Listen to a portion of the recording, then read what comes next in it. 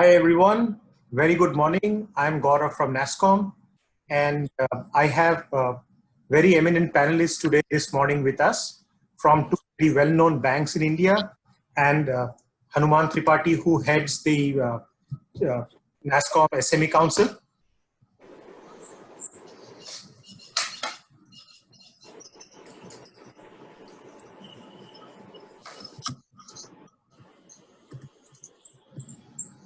We'll just wait for 1 minute for everyone to join and then quickly start. Okay.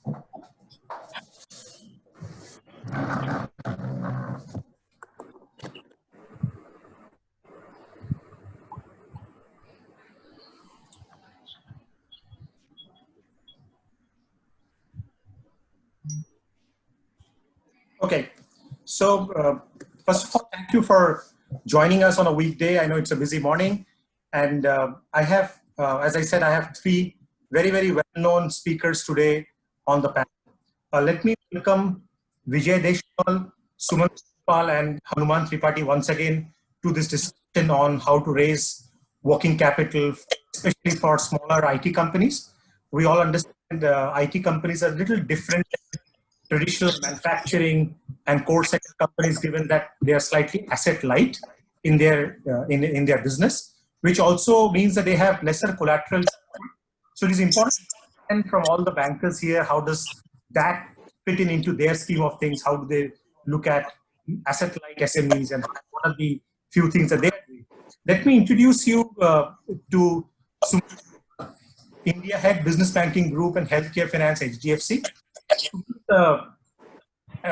Is a pass out from the well-known Symbiosis Institute of International Business and has been working with HDFC for more than 20 years. He has been operating a wholesale banker through all of the bank and started almost as a relationship manager, going all the way up to the India head for business banking today. Sumant, welcome Sumant to the NASSCOM webinar. Thanks a lot, Gaurav. Thank you very much. Really appreciate, and thanks a lot to all the attendees for being on the seminar. Thanks a lot. Vijay is country head for the service sector group within ICICI. As the name indicates, I think the service sector group primarily caters to organizations in the service sector. Vijay heads a division of wholesale banking arm of the bank that works exclusively on service companies, including NBFCs. He also takes care of the entire wholesale liability franchise of the bank.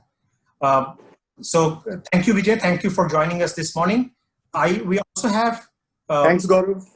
Mr. Hanuman Tripathi. Participants.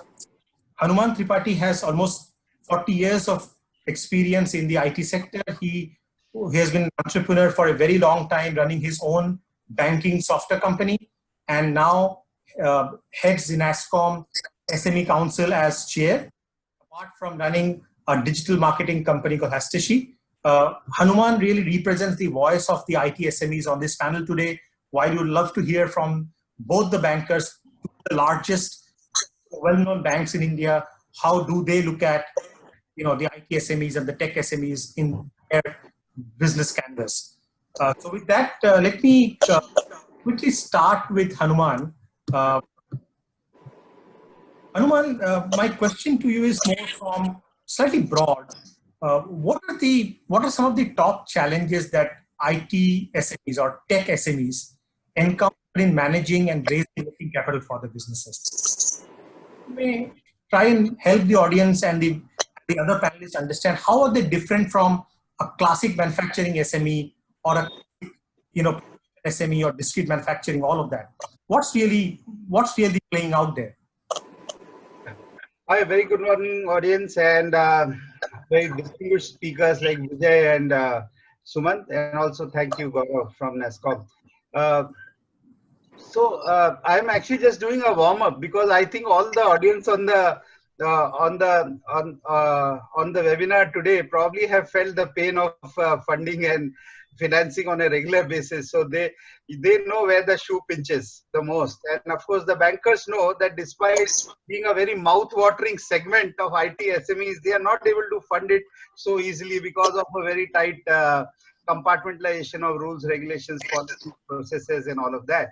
But nevertheless, just to start the conversation, I want to narrate to you that my previous company had almost reached a level of 40 crores EBITDA, and it was always positive in terms of available cash flows. But whenever we wanted uh, a bit of a working capital funding, from the time we were, let's say, 4 crores EBITDA to 40 crores EBITDA, we could never convince any of the banks, and I would not name them, very, very reputed banks, that it is very easy to give money to such an organization which has never defaulted on any vendor payments, salary payments, PF payments, TDS payments, so on and so, rentals and so on and so forth for last 15, 20 years.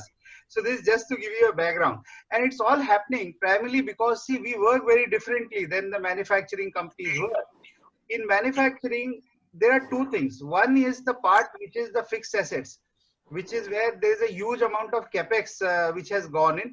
There is a land, and in all probabilities, the land belongs to the owners or a consortium of owners or the company itself, and the fixed assets have a depreciating value. So there is a defined value, you can touch and feel the asset. Unlike this, in the IT industry, we have a completely different nuance. We do not have, in most cases, we don't have a land. We don't have a premises which is owned by us. Most of the time it is leased, and leased premises is not valued anywhere. On the other hand, our entire raw material is manpower, people, resources, and there is nothing which we can put as what is called as a solid collateral in the book. So when we do not have what is called as solid collateral in the book, irrespective of what is our performance over a period of time, or the credibility of the founders, or even now in the present parlance, independent directors and a very solid compliance and governance fabric, we find it very, very difficult in our industry. If you are a small company which is 5 to 250 crores, which is our framework of reference today, to get any kind of a government, any kind of an institutional funding. And it is not only from conservative banks or cooperative banks or public sector banks and old generation banks, but also from new generation banks and multinational banks. So this is basically the issue with regards to our industry. And incidentally, for our renowned speakers here, we have more than 4,000 IT SME companies in the country in products and services and BPO and KPO side, of which 2,500 and odd are already NASSCOM members. So if you have a solution which you can look at in terms of a long-term or easy funding processes, then probably you have a very, very ripe market here in terms of audience and also from NASSCOM as a platform. Thank you very much. Gaurav, over to you again. Yeah, so, taking clue from what Hanuman sort of understand what the sector fabric is. Just to add to that, NASSCOM looks at SME companies between 5 to 200 crore. That's the revenue range of companies that we are talking about. Of course, it has a lot of smaller companies and a lot of larger companies as well. And overall, I think the Indian SME fabric in the tech space is, usually have a long tail where there are a lot of smaller companies, and there are a bunch of larger companies above 200 crores. So Vijay and Sumant, my question to both of you, and you can choose to answer one by one. How banks really work with non-asset based smaller companies? And we all know that it's easy to look at secured lending when you have assets, you have plant and machinery, and all of that. But how do banks really work with asset-light companies and help them raise working capital? And what are some of the products available with some of the banks? I know that there's a lot of products that has come in the last few years after GST and all of that, which is very different than it was maybe 10 years ago, that SMEs can use. You can probably add one or two very specific things that you are doing and help the community understand that what helps them. Okay? Yeah, so Gaurav, before we start answering the question, there's a message which has come on the group that the webinar is muted. I don't know whether, if you just see, there's a message which is coming from a gentleman called Piyush. So you want to just double check that? Is the webinar muted, Neha? No, we can hear you. We can hear you, please. Okay, great, lovely. I just saw a message, so fine. Yeah. Everybody's saying we can hear you. Thank you. Go ahead. Perfect. Sumant, you want to take the question first? Yeah. So thanks a lot, Hanumanji, and thanks a lot, Gaurav, and all the panelists here on the call. Clearly, let me take 30 seconds to give you a little flavor from an HDFC bank's perspective. We as a bank have been doing pretty well, and as we all know that today, with the whole pandemic and the whole challenge that the whole world is talking about, God's been a little kind to us, and the team of people have been doing a very simple thing of making sure that we reach out as much as possible to our customer base across the country. And I think one of the biggest differentiators that we as a solution provider or a banker provide is to make sure that we go out and reach out and meet our customers. As a bank, today we are the second largest SME bank in the country after State Bank of India, both on the asset and the liability side. And one of the reasons that we've been able to kind of create that position in the industry is only because of clearly a very simple thing, which is building out product suites across various requirements of customers. Whether it is about collections, whether it is about payments, whether it is working capital, whether it is term. So, Gaurav, coming specifically to your question, which is with regards to what is it from HDFC Bank to provide to SMEs. The way that I look at it is that, as Hanumanji rightly put across, that collateral is the biggest challenge. And I think when collateral is not there, the most important thing which comes along is the usage of the first way out, which is the cash flow.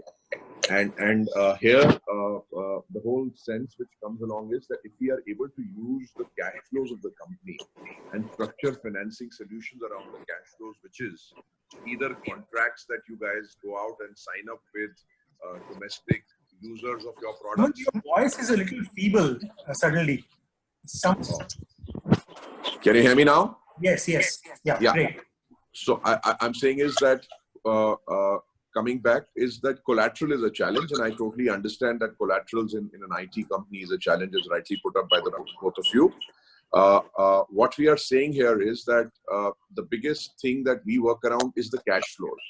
And under cash flows, what we talk about is either contracts which come along as signed up by IT companies with the user groups or your customers, or specific purchase orders which come along from the user groups, and we can structure financing solutions around there. Typically, what we have seen is the financing requirement comes from is only financing debtors.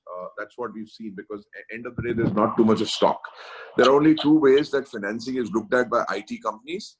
One is looking at debtor financing, and second is creating products, which is more on the IPR. Now, on the IPR side, we've seen is, again, there is not much that can be done, because that's where you have to basically look at term financing and structured financing. We've done some structures basis IPR developments and contracts which are there from larger corporations.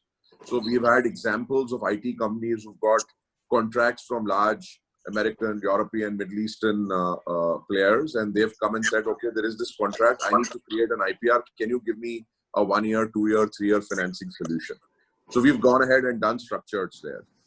Similarly, then there are solutions which have been provided to companies in domestic sales, where they are supplying to the large corporations, whether they act as suppliers to the TCSs, the Infosys, or the Cognizant of the world, and we go out and create data financing solutions. The third thing, which is very critical, which I believe in your space, is the people management solution. And because you are all really there taking care of people, I think one of the most important things that we can do for you is how we can create a solution for your employees. And we believe that we have kind of found the right mix of products there, which I can go on. Let's probably hear from Vijay his thought processes, and then I can deep dive a little more depending on the questions which will come in from the audiences. Sorry, I saw some messages on the group that, my voice was feeble. Sorry about that. Probably it's just tech. It's now fine. Yeah, okay. So, Vijay, over to you. Thanks, Sumant, for setting the context, and thanks, Mr. Hanuman, for putting across the industry's view, and more so in today's context. So, I mean, my own take, I agree with Sumant that, services sector, you really cannot depend on collaterals. And therefore, we as ICICI Bank, we about 2 years back decided to create a specific vertical where we said, whether these are financial services companies or non-financial services companies, we need to have a specific business practice to address the needs, whether these are long-term or short-term needs. And a specific business practice was set up. Of course, we've been dealing with the companies, but now there is more of a focus. When we come to non-financial services, IT clearly is one of the focus segments for us. And we deal with the top 12, as we call it, which contribute about 40% of the total revenue to the industry. But we also have specific solutions which are really collateral free for the emerging and small companies. And we've been engaging with them. Let me bifurcate the working capital, Hanumanji, and for rest of the participants here into two pieces. One is a domestic requirement, which is actually a smaller part, and another is the export financing requirement, which is a larger part for the IT companies. For domestic working capital requirement, I think some of the points were already touched, that it could be in form of a receivable financing. It could be addressed through invoice discounting, the counterparty risk. See, in a larger manufacturing companies, what happens that companies like Maruti, Tata Motors, etc., they go ahead and develop vendor financing solutions. But we have a typical situation in IT sector that the larger companies do not really have such kind of a vendor financing or vendor development solution, while we have been taking it up with the larger clients like Infosys, TCS, Wipro, HCL, etc. However, in their overall expenditure scheme, this is a very, very small portion. However, when we supply, so we have to really look at it from instead of requesting the larger ones for creating a vendor support program, we should rather look at identifying our own counterparts, work closely with the banks, and look at an invoice financing solution, even if there is no acceptance and there is a track record of over last 5-7 years of supplying the goods and services to these companies. That's number one. Number two is using online tech solutions for movement of documents and entire financial supply chain. So we within our own bank, we have a financial supply chain solution which we quite effectively use across the services companies to manage the receivables of our clients. Coming to exports, what we have normally seen that people only rely on PCFC as a solution. I would have a slightly different take here. Most of the companies leave forex hedging completely aside. So the way we have seen in last 15-20 years, even working with the larger IT companies, if you have a robust risk management policy in the company, which also includes forex hedging solutions, that also helps in terms of avoiding cash flow mismatches, and in a way becomes a very, very effective working capital tool, which not many companies, I mean, all of us would say that, yeah, I hedge my 30% of my exports, but do I have a documented risk management policy around that? So we also work with the companies around that to formulate a proper risk management policy, which also includes forex hedging. So I think if we keep it into these things, we can actually work around providing effective working capital management solutions. And when we look at a company where collateral is not available, of course, I think the corporate governance and professional board, and as Hanumanji mentioned, that the entire transparency that a company brings around, I think that becomes our risk management tool for a bank like us. Excellent. I think Sumant and Vijay, thank you so much for such a detailed response to this. Hanuman, let me come back to you. I just wanted to understand what are some of the predicaments in the IT community or the challenge that they face trying to borrow from institutional lenders. I mean, we know that some of the challenges that you outlined in your opening remarks. Do you see a gap in understanding of the process that the bank follows between and the expectation that we have as an SME community? It will be good to kind of demystify processes here. Are able to see through the, no, this is a structured process. This is not an ad hoc decision. I think that's important to understand and work with the bank.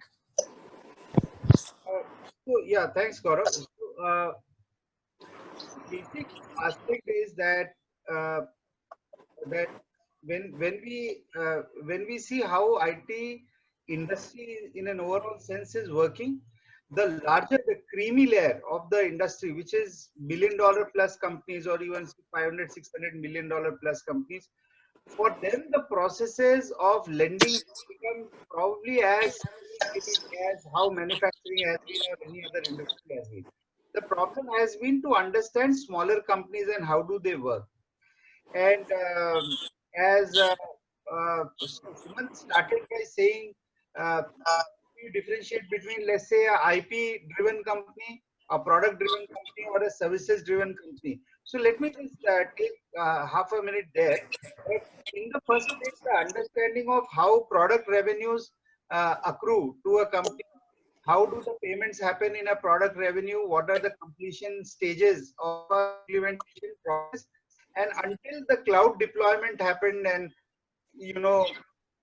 or cloud deployment became a norm, that you were getting payment in a product environment, which was a product sale, which was not front loaded. It was coming towards the end of the cycle of implementation, was an understanding which bankers were finding very, very difficult to build.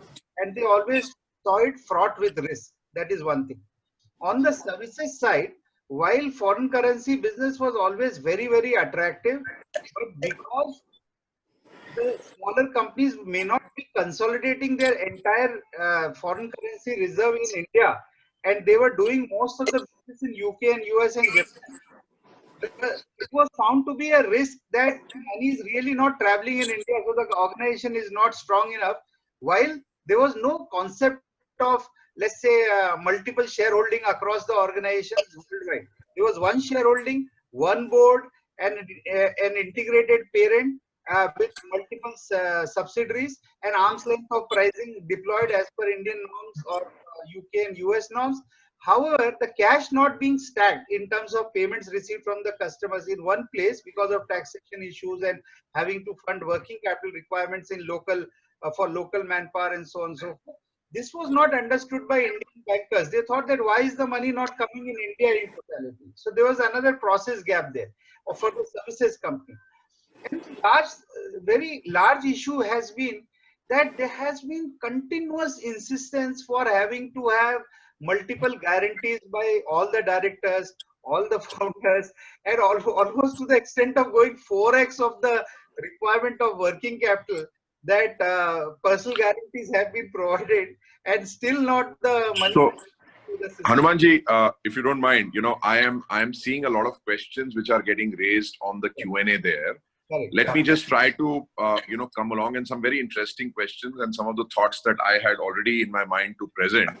The audience is getting a little excited about both the two big banks there, and some of them are beating us up for being a little on the poorer side on the service, and some of them wanting to know the solutions a little faster. Yeah. So let me just quickly touch base on some of the questions that I went through.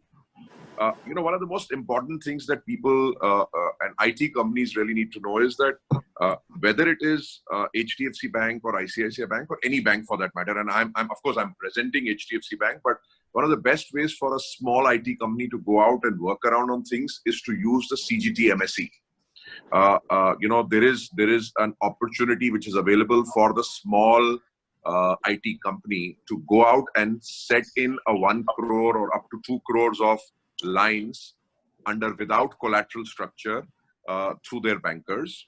We'll be happy to do that. You can reach out to our branches and they can put you on to the right people who manage the CGT MSE scheme for you to get up to 2 crores of lines without collaterals under the Government of India scheme. It's fairly a simpler process to kind of put a cash credit facility under a 1 crore, 2 crore facility. Over and above that, there is something which we call as a hybrid CGT MSE. So if there are IT companies who have very small amounts of collaterals available, and collaterals can be a mix of properties, can be a mix of free cash, which is in the form of deposits, smaller amounts which are kept. You can create a hybrid structure where you can have up to 2 crores of CGT MSE and the balance 1 crore, 2 crores, 3 crores of that collateral, so that you are able to get a larger line available to start with. Now that helps you to kickstart your working capital in a smaller form.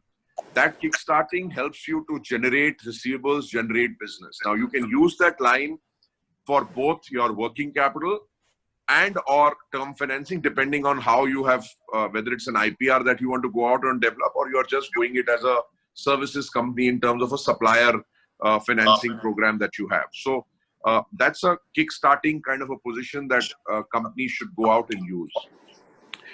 The second thing which Vijay brought about is something to do with financing the international businesses. And I firmly believe, Gaurav and Hanumanji and all the other participants, that no businessman will do a business without he or she knowing why is he doing it. He's not there to defraud anybody. He's there to genuinely try something out.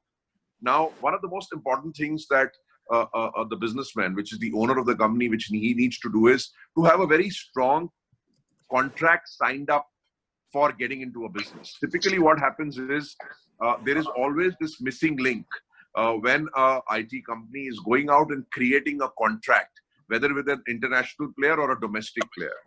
Whether it is a TCS or an Infosys, you need to have a very strong contract put in place that, okay, this is what I'm going to provide to you as service.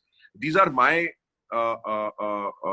rules of the game. This is what my responsibility will be, and this is what your responsibility is going to be. The minute that contract is a rock solid contract, then why would a bank like ours not go out and fund it? Because largely what we have seen is that most of the times those contracts are only at a discussion stage, and bankers are expected to go out and finance against at a discussion stage contract. Now there the challenge comes along that the bankers are not able to get visibility and give a clarity on things. And when the visibility comes, then probably the time is a little too late. So my request is get that thought clearly put in place at the contract side. Then some of the Q&As that I saw was, you know, an HDFC Bank customer has said that we've had a 10-year relationship with HDFC Bank, but HDFC Bank has not gone ahead and provided a solution. Now, I'm extremely sorry, and I'm saying it on board here right now. I don't know the reason that why that particular branch or that particular location would have not done it. Happy to, you know, you may connect with me and I will connect you to the right people, and we will give you clarity in terms of what we can do and what we can't do. So that I can assure you that in a definite timeline, we will give you clarity on some of those things as a thought process. Over to you, Gaurav. Yeah, so, sorry, Hanuman, go ahead. One thing. Sumant, actually you interrupted me at the wrong time, because Okay. what you said is what I was covering up, that most of the bankers don't understand that there is something called a master services agreement, which is signed at the beginning of a relationship, which is say 2-3 years before. And you as a banker to review the company's working capital requirement 2 years down. Now at that time, the master services agreement says that we start with 20-25 people requirement or so on and so forth to be billed on a monthly basis and to be paid within 15 days, 20 days. By the time you have stepped in, that requirement has grown up to 125 people, but the master services agreement has not got revised. It is just coming as a work order on email. And you as a bank don't understand nor recognize this as a credible activity. You say, "Arey boss, ye to kal nikal jayega." It is not there. Whereas the fact is that this kind of a contract is binding, because what you need to see is whether the same customer over last 3 years has consistently paid and never defaulted, and Totally therefore agree. recognize. I totally agree with you, sir. Totally agree with you. And, No, and happy to kind of, you know, look at some of those contracts. I'll be very honest. Customers can reach out to us. Yeah. on some of these contracts and the WIP. So when Vijay took an example of a Maruti or Tata Motors, let me also tell you, it is exactly a similar method that they have a contract which is at a smaller piece, and then they keep on enhancing that contract on a work in progress basis, where they keep on enhancing the amounts or the values on that contract, and we keep on financing them. The same thing can work in an IT company also, and we'd be happy to kind of look at that. That's not a problem at all. So excellent. I think excellent discussion, Vijay, Sumant. Thank you so much for being so candid and responding to our audience here. Just to move ahead a little bit, Vijay, I mean, I know Sumant has spoken a bit about it. There's a lot of anxiety amongst these smaller companies about how to prepare as a borrower, how to prepare themselves. What is the state of readiness? What are the documentation? And when do they realize that they are ready to go and borrow capital? Because a lot of times they are unable to borrow because they are probably not ready. The readiness quotient might be a discussion. So from your side, if you could throw some light on how does a smaller asset-light company prepare to be a credible borrower? So, Gaurav, it's a very interesting question. I would say that in today's This whole panel is becoming very interesting, actually. So I thought I'll read a question to you. So it's an interesting question, and it's a very long-term question as well.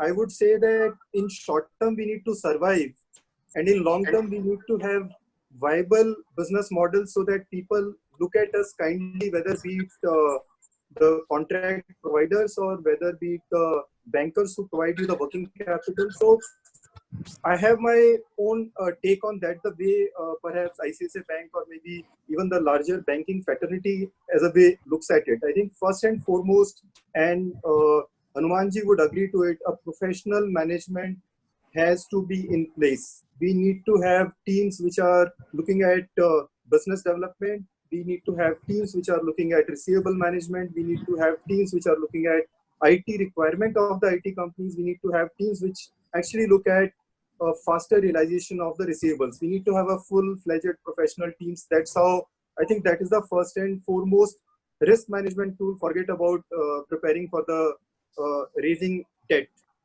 Second is we need to have sound governance practices backed by good board members. I'm not saying that you need to have heavyweights and increase the cost of operation and the cost of compliance, but you need to have people who can really add value to your entire operations, and at the same time the larger industry as a whole has a respect for them, and better them be the practitioners rather than simply having some people who have credentials but really may not be adding value to your business in particular. Third thing is transparency in operations and trying to bring as much as financials on the books. I mean, people end up creating properties, but the books look weak over a period of time. That's how also we have seen. So I would say, and I'm being upfront here, that try to bring everything to the books. The government is also working towards the same lines, that more and more of things have to be brought to the books. If you keep your books strong, the availability of working capital will be there. The business will grow much stronger, and for a longer tenure, you really won't need to have to take out money outside the business if you are fully committed. So these are some of the things that banks would always look at from a commitment perspective. And as Sumant had mentioned, that please focus on your contracts a little bit more in detail. And if you have not updated the banks, you can keep on updating. Record your performance documents very, very robustly. You need to have those systems that whenever a bank asks, you can actually throw out the actual performance of last 2-3 years. And finally, having a risk management policy which is documented. All of us have a risk management policy which is there in our minds as promoters, as professionals. We need to have a risk management policy approved by the board, documented. And I can assure you, any bank which comes to approach you, if you share your risk management policy which is approved by the board, documented with a hedging solutions documented there, they will look at it very differently, and they will look at you very differently, and the things will move much, much more faster, Gaurav. The other thing, Gaurav, just to add to what Vijay just said, it's very critical one very important point which I want to put across, and I was just going through the Q&A which is coming from the participants. Typically what happens is that everybody believes that those sets of branches which are being dealt with are the solution providers. In environments of HDFC Bank and ICICI Bank, unlike in the nationalized banks where the branch manager does the appraisal fully as a process, we have specialist team members, which are SME specialist team members, who do the appraisal, who do the whole process of identifying structures and putting the structures in the next level. So my request to all the participants is that when you're approaching an HDFC Bank and an ICICI branch manager, yes, he's a seasoned banker, no doubt on that, but do meet up with the credit folks or the SME folks of banks so that you are able to explain what Hanumanji just specifically mentioned about contracts, about WIPs, about processes that you follow, and go through an interview process with the credit and the SME folks. That is part one. And insist on that. The part two, which Vijay rightly brought about, was making sure that if you are banking with banks, whether it is a nationalized bank or a private sector bank like ICICI or HDFC, make it a habit that on a monthly basis you update through an email of what is the good, bad, and ugly in your company. Now, that is something which people miss out on. And, you know, it doesn't need to be lengthy mails, just 4 points. In this month, I got so many contracts worth so-and-so. In this month, I lost these 2 contracts because of 1, 2, 3 things. And in this month, these number of people were retrenched and these number of people were added. Just this 4 or 5 pointers coming from you will itself give so much of confidence to the ground level people who are appraising you on a regular basis, and your life will be so much easier. And the last part on the appraisal bit and on the structuring bit, which Hanumanji brought about and Vijay also thought, which he brought about, which is getting things on the books. With the whole GST put in place, there is such a beautiful product which can get structured around your GST invoicing that you do. And banks like ours, which are using technology or analytics, which are created by companies like you. Very honestly, after this meeting, I'm meeting up with a tech company on the video conference to put a full-fledged tech platform for appraisal processes, which is next level of using IoTs and analytics. So we want is to use GST data to kind of go out and create structured financing solutions. And the more you are able to get your invoicing structured, you will be able to get better benefits. Yeah. So Sumant, just to add to what you and Jay just said, you know, some of us have worked in the US. A lot of IT promoters have worked in the US, and we find that one of the strongest mechanism is against collectible. You invoice your books, your invoicing system is so strong that the bank goes ahead and underwrites your collectible invoices. And I think the GST has brought in that regime into our country in a way. And if we have a solution which can help underwrite your invoices, then all SMEs can actually have a 60 to 90 days credit, which is a good product if it comes out in the way it happens in the US. So I think with that, let me come back to Hanuman. I mean, there are 30 questions from the audience. This is getting really interesting, and some of the questions are really tough, but I will try and pick 4 or 5 questions at the end.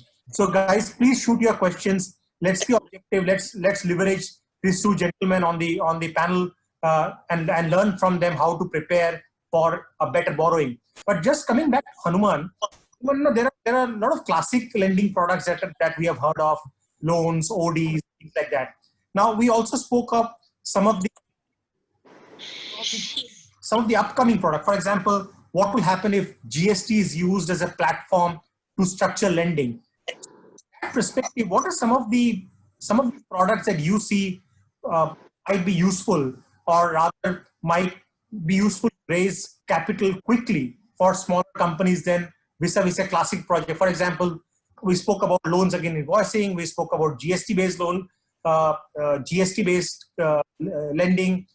We also speak about bill discounting for non-LC based contract, which usually is the case for IT. IT doesn't get a lot of LCs, and in the classic world, bill discounting is extremely easy because there's a LC on table. So I think just to hear from you, what are those some of the products that you think can work? And then I'll ask Vijay and Suman to sort of detail it. So, since already a much deeper discussion has happened in last 30 minutes, and especially Hanuman, your volume is very feeble. Yeah, now, can you hear me now? slightly better, yes. Okay.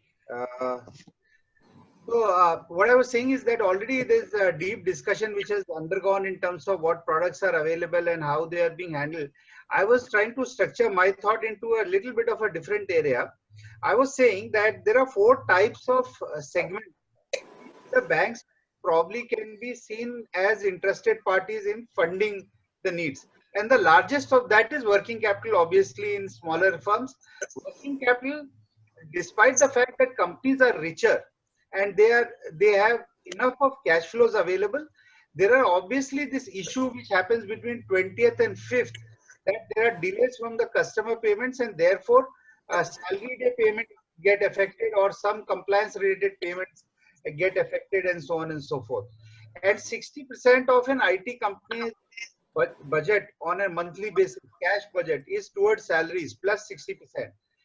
The remaining 20-25% is taken over by rentals and travel budgets, which are presently due to COVID, the travel budgets may be low, but travel contributes a significant cost, and there are no delays there, that you have to make those payments immediately. And rentals is another very committed kind of expenditure. And of course, government payments, which are TDS deposition or provident fund payments, and so on and so forth. So if you realize, the smaller companies do not get into shortage of cash flow, but there is a tightness which happens in and around 20th and 5th of each month. And for managing that, I think the best product which are structured are between CC and OD, in whichever name you want to mention. The other aspect is, according to me, which is very, very badly affected, and I don't think banks are able to seriously look there, is new market opening. How can we assist the IT industry or SME IT industry to help to open new markets? If somebody wants to go, presently they are working only in India and they want to now open US, or if they have very, very structured, powerful partner relationship, let's say in UK coming up, can we help them to open new markets in terms of funding cost? Third is on infra development. Wherever the organizations have been able to build new premises, like you see how large companies have grown, creating very large factories, and hopefully post-COVID, this situation would still come back, that companies would like to build their own infrastructures in SEZs or in special zones and so on and so forth. And if they have land availability allocated from the government, how can you help in infra development costs? And last, which is very, very close to my heart, because I have been from this industry for a long time, it is product development.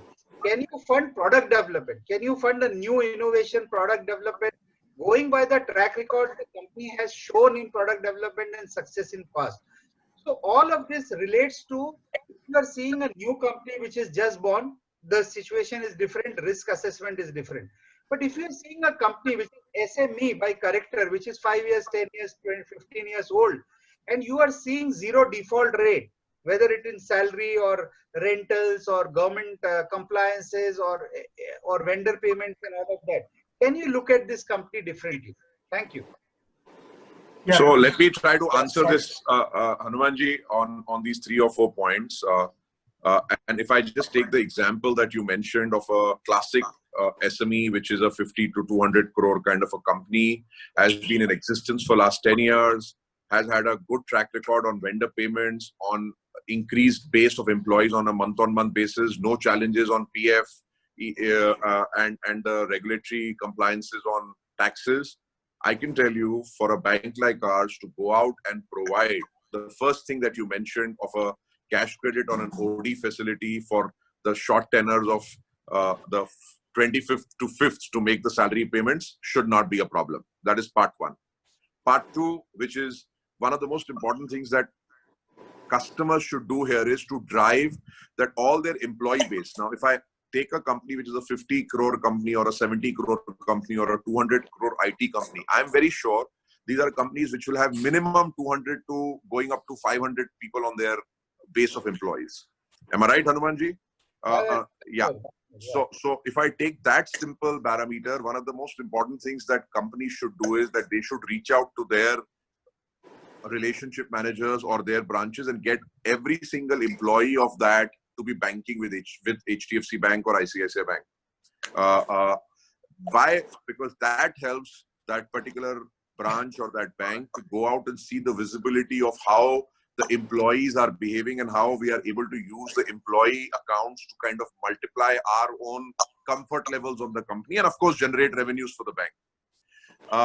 The incremental enhancement of employees which keep on coming gives more and more comfort on the cash flows of the company getting routed through the bank. And that helps us to then go out and structure financing solutions around the sales products or the purchase products of yours. The third thing that you mentioned was with regards to looking at solutions for creating IPRs. Now, very honestly, that's a chicken and egg story, and that's totally depends on how the structure of the balance sheet and of that particular company is. We have enough examples where we have funded IPRs and supported companies, and there are enough examples where we have rejected it also. Let's be very honest and frank. The reason for rejections are largely around non-understanding at our end of what that IPR is and where that IPR is going to be used. Is there a back-end contract available to kind of go out and work on that IPR? So if I have the visibility of the contract or the usage of the IPR and some bit of a broad contours of it, we'll be happy to go out and structure it against that specific contract, as Vijay had also mentioned earlier. The last part which you talked about was international solutions and helping you to kind of enhance. Now, before that, Gaurav mentioned something to do with LCs. Let me put across solutions that we provide, that a lot of IT companies sell to international players. Now, there could be that you sell to your own entity first as your billing structure, and from there, that entity goes out and sells to the end user.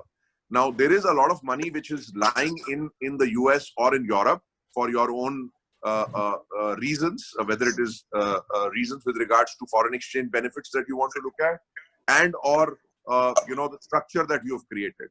One of the finest structures to go out and finance is that park that money with overseas branches of HDFC Bank or ICICI and give the comfort to the overseas branches that that money is lying there, and use those monies to get standby letter of credits coming into India and fund against that. Second is to look at your own customers who are your end customers, issuing standby letter of credits, not letters of credit, but standby letter of credits which can be used for financing your term finance. So typically when there is an IPR getting created and if the overseas buyer can issue a standby letter of credit, or you have an overseas investor, which is, the people who have set up their base overseas, they can issue standby letter of credits to banks like ours and we can fund it against that. So these are the small things that I'm thinking of right now as structured financing. On helping you to increase your base, very honestly, Hanumanji, at least HDFC Bank may not have that kind of capability at this point of time because we don't have a very large international presence. We have only 3 international presences. Let's be very honest. Bahrain, Hong Kong, and Dubai are the 3 international presences. But if Vijay has something from ICICI because they are a bigger international presence bank, he may be able to give you some ideas there. So Vijay, you I did try to cover up whatever you said. I'll take in to what Sumant said. Exactly. So I think Sumant has beautifully covered most of the aspects. I'll take it in reverse order and maybe take up from the question that he posed, that from how can IT companies really benefit, smaller IT companies can benefit from the reach of the banks or their own business connects across geographies. So we have, presence in 19 countries, and more meaningfully, if you were to look at, we have a wholly owned subsidiary in UK and Canada, and we have a branch in New York. So while the Canada and UK subsidiaries are quite thickly associated with the local businesses there, the US branch has a limited operation. However, if we were to, for example, 2 things. One is about business development and connecting to our local relationships there, whether be it GE or Boeing or the likes of the same, we'll be more than happy to have you connected there. If you want working capital solutions in those territories, I have two takes on that. One is that in international parlance, the revolver facilities work beautifully. Whereas someone mentioned that please park your cash, and we always look at a consolidated balance sheet. Let me tell you that anybody may tell you that I look at a standalone and the arm's length pricing and all of that. Every banker for a IT company, whether it's large, small, very small, consolidated balance sheet and consolidated financials is something that anybody will look at it from a credit perspective. So if you bring in your surplus money into, say, hypothetically, the ICS in your branch, revolver lines can be set up for you across global locations wherever you may be present. Also, interestingly now, RBI has recently allowed Indian banks to provide hedging solutions for overseas territories also. So if you are holding on to money into a particular currency, however your large part of the payments are going to happen in INR, and you want to take hedging solutions in Singapore or UK or in the US, RBI has recently allowed that. We can engage more specifically on that with the respective companies who would want to avail of it, along with NDFs. So I think that is about the export part of it. The two other questions around IPR and funding infrastructure facilities around long-term contracts, I think Sumant has pretty much explained. I don't have any other different view on that. Coming back to the first one around domestic working capital, let me indulge, so to say, we should get away from CCOD. I think we have to get to invoice discounting and specific solutions. CCOD, by its nature, bars anything which goes beyond 3 months. You have DP issues, your receivables becomes time barred, and you have, it really strangles you to operate. CCOD is not meant for services companies. I think we should simply look at invoice discounting. If you've been supplying or you've been servicing a particular large customer for last 3, 4, 5 years, we can beautifully design product for you that I give you a solution for 6 months. Let the money come in 2 months. I'll charge you only for those 2 months. At least your life will not get strangulated around DPs and time barred receivables and stuff like that. I think we should work with, and I'm very happy to work with the industry on working around those solutions digitally. That's my take on it, Gaurav and Hanuman. Excellent response, Sumant and Vijay. I think thank you so much for being so detailed and to our audience. So Gaurav, sorry, just to bring about, I saw one question which came up that, gentleman Ajesh Shah mentioned that he would like to know what is options available for companies who are in the 1 to 50 crore or 1 to 100 crore kind of bracket, because that's what he believes are largely SMEs. Sir, let me put it very simply as what Vijay said, that products are very simple. It's about making money available. You have asked also a question that most of the Indian SMEs are supplying to domestic companies. Now, very simply, the structures can be, as Vijay beautifully put it, that move away from the mindset of a cash credit and OD. Go into the mindset of creating lines and purchase order financing. So it's not only just invoice financing. People will say, "Pehle aap mere ko paisa to do, mere ko maal banane ke liye." This is typically the answer that I get from anybody. So I'm saying is go out and get a purchase order or get a contract, and against that purchase order or contract, take financing, which is a 50%, 60% financing, which is your cost. And as Hanumanji rightly mentioned, your major cost is what? 50 to 60% of your cost is people. 7 to 10% is your rentals, and another 10% is your electricity. These are your 3 basic costs, and typically your EBITDAs are in the range of 15 to 20%, depending on, again, what kind of products or what kind of services you're offering. So those costs against the purchase order can be financed for a 30, 60, 90-day period. In that 30, 60, 90-day, as soon as you supply, we convert that purchase order financing into an domestic bill discounting or an export discounting finance structure, which goes out to finance your debtors. And then the revolver again comes back to use the money. And that's the most beautiful product which can be made available to any domestic IT company, whether he's a 1 crore company or a 20 crore company or a 100 crore company.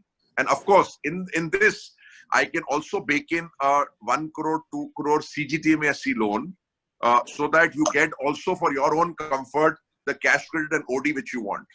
So it becomes a very good pool that with limited collateral, you have a CGTMSE loan of 1 crore or 2 crore, which is guaranteed by the government, and you have a purchase order come bill discounting structure depending on your turnover and your contract for your financing your working capital.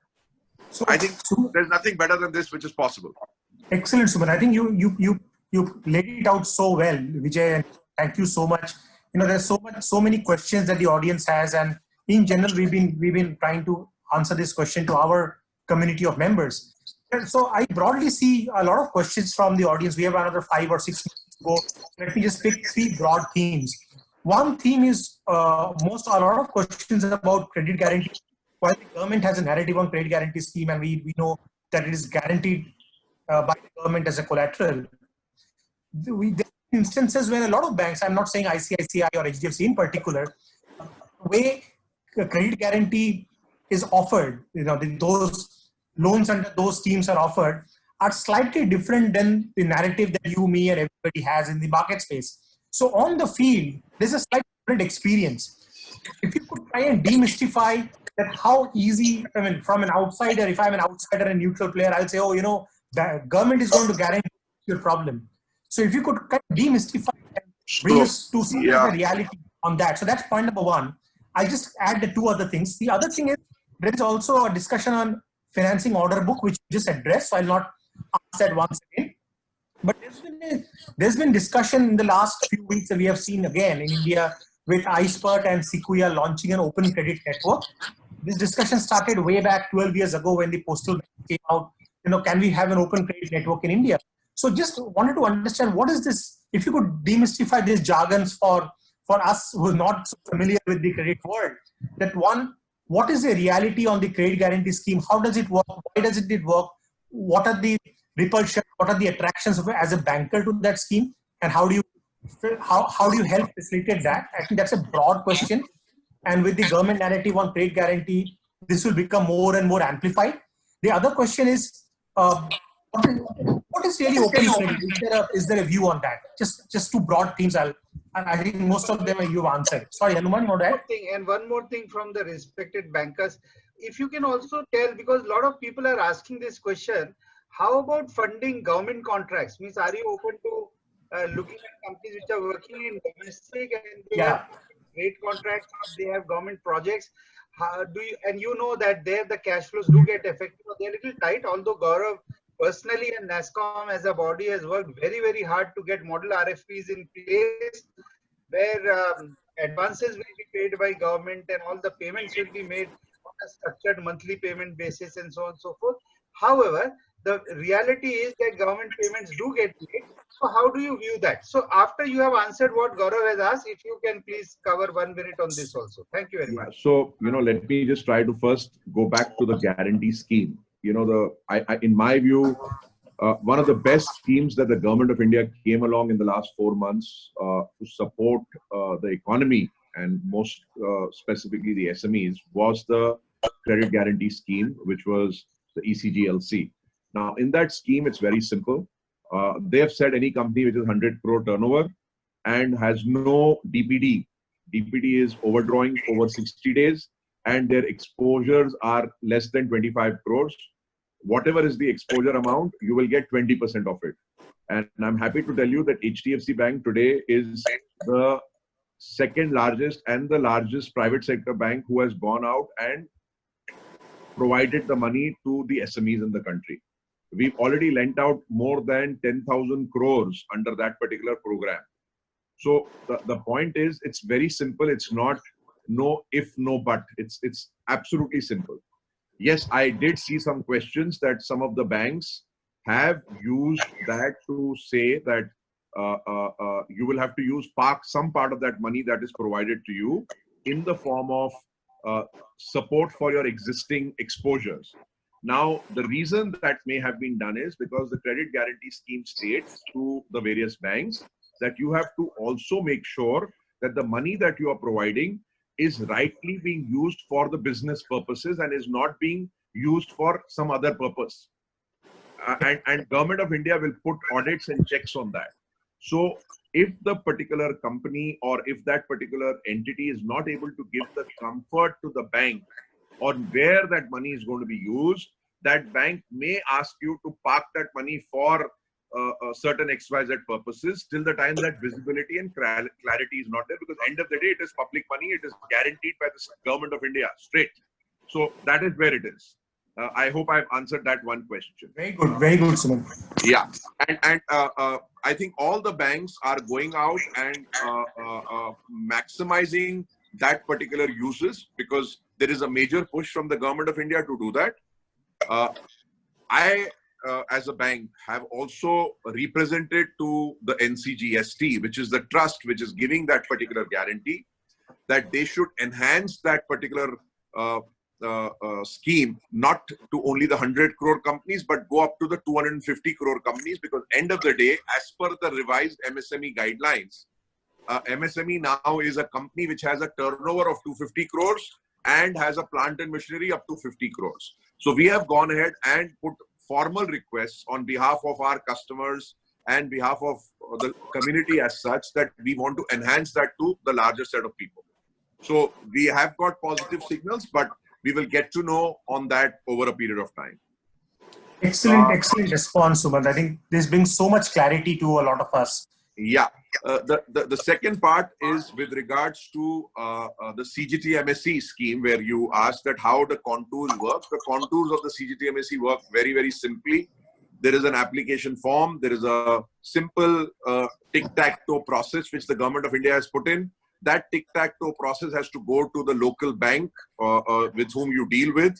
That particular bank, and in a case of ICICI or HDFC Bank, you go through the SME departments of that bank. They process it. They basically go through the rigmarole of processing, and they put it up to the CGT-MSE that this customer has applied for the CGT-MSE for a 1 crore facility or a 2 crore facility, and within a short time frame of 3 days or 7 days, if my memory I'm going by is maximum a week's time, they give you an approval, and within that approval you go out and get your lines of credit without any collateral for a company. And CGT-MSE works for not only a fully set up company, but also for an early stage company. So something like a startup company or something which has just started as an entity, it works for them also. So that sorts out the CGT-MSE, and it's a very beautifully done structure which is made available. I didn't get the third question of open credit. So, if you can. Yeah, so I think, you know, there is this discussion that we learned like few weeks ago, that there's something called as open credit network, and basically it is to, I think it's to tap into rapid capital. We're not very clear. I'll take that. Vijay, yeah, Vijay, I'm not very clear on it. Probably Vijay can want to take that. So what has happened is that there is a non-commercial body which continues to work on really developing solutions for helping the SMEs and even the larger companies around tech solutions, iSpirit. So they have worked, and Nandan Nilekani has been actually at the helm of affairs, and they work very, very closely with the Government of India also, Gaurav. So they have come out with the thought process. It's not a ready product as yours, what you're asking, that open credit. So they have started thinking around that, because as we are talking that there is a lack of transparency and not much of data is available around the SMEs, not much of data is available around the contracts. But definitely each one of the enterprises working with one bank or another, right?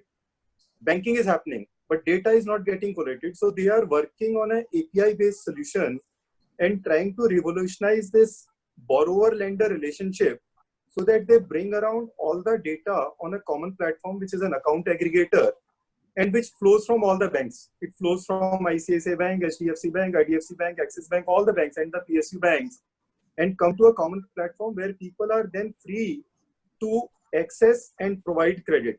So it's still in the works, but they want to actually, the the ambition is to make it something like UPI. You've seen the UPI has completely transformed the retail payments platforms. I mean, we started working at NEFT, RTGS, this, that, but today UPI is the name of the game. So same way, through open credit, they really want to bring through API, and there is an architecture which is being worked around. We also are investing heavily into APIs so that the data is seamlessly available. Then let people decide which credit falls where and who has the best cost of financing and who has the risk parameters to assess it. That's the whole thing. So Thank you so much, Vijay. Let me just add to what Vijay just said. Now I get where he was coming from.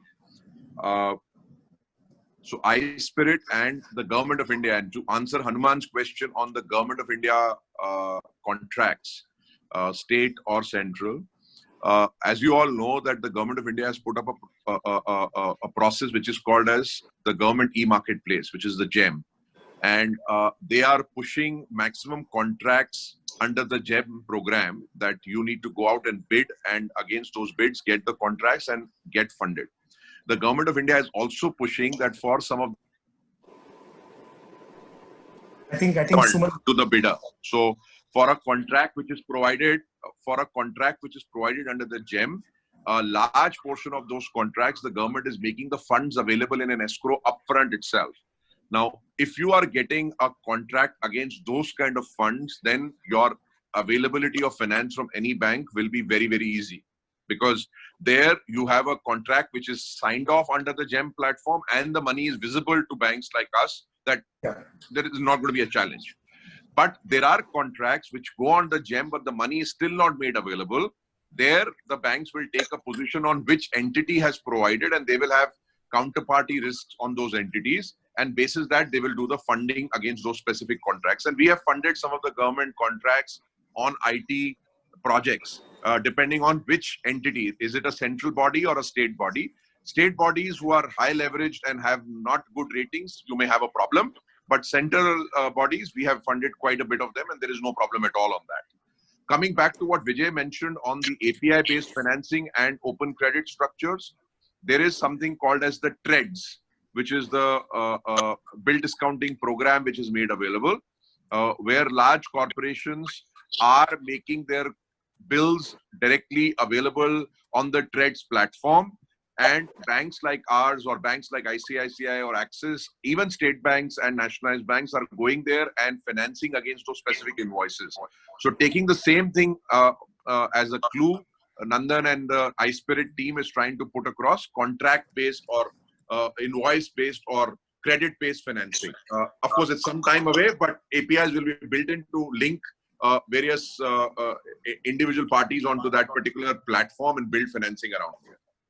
wonderful, Sumant. Vijay, thank you so much for clarifying this, because this will be an upcoming discussion in the next few months. Especially, so Gaurav, if you want separately, I'll connect you with Sharad Sharma, who I know, we all know Sharad very well. He's been in the industry, and good that we wanted to understand the bankers' view on this. We understand the tech side very well, but it was very important to understand the bankers' view on this. So thank you for clarifying. I think we have a record 40 questions, and I think most of them I've tried and filtered through, covered in what Sumant and Vijay responded to. I think with this, we are pretty much coming to an end of this panel. Thank you so much for joining us. Thank you so much for taking out time this morning. And thanks everybody. We had almost 200 people attending this. Thank you so much, Hanuman. Thank you so much. Thank you, Vijay and Sumant and Gaurav, and of course all the audience. On behalf of NASSCOM, I want to thank you all, and it's been very, very interesting discussion. And I'm sure there'll be good matchmaking after this. The banks will enjoy working with SME IT companies, especially yourself. And SME IT companies will feel very happy coming to ICICI and HDFC. Thanks a lot. And before I sign off, there were some questions that I saw that the panelists wanted the email IDs. You can surely share my email ID to them. I have no problems on that, and I'll direct those questions to the right people. Thanks a lot once again for inviting us. It was a pleasure and honor on behalf of the bank to be on this group of people, and we hope to support maximum that we can do. And let me assure you from HDFC Bank side that we will do our level best to reach out and build the maximum with you guys. Thanks a lot. Really appreciate it. Thank you, Vijay Deshpal, Sumant. Thanks, everyone. Thanks, Gaurav. Thanks, Hanumanji. Thanks, Sumant. And thanks all the participants. I think it was quite enriching for us also, because it's the sessions like this which really help us work more towards servicing the customers better. So I take it in that spirit. And finally, I mean, we are all going through a very, very tough situation as of now, both professionally and personally, in terms of the current COVID situation. But as we say, this too shall pass. We have handled situations which are more difficult than this. So I think all the best to everyone, and stay safe and reach out to us for whatever requirements you have. Thank you so much. Good. Thank you. Thank you. Thank you.